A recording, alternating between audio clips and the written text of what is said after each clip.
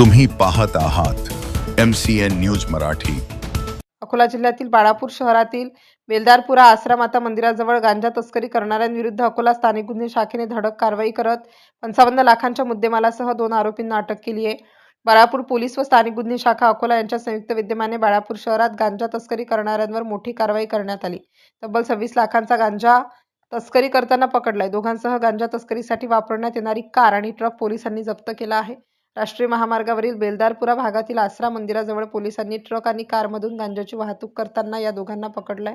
मोहम्मद असलम, मोहम्मद आजम, मोहम्मद अजमल, मोहम्मद आजम असे पकडण्यात आलेल्या गांजा तस्करांची नाव आहेत।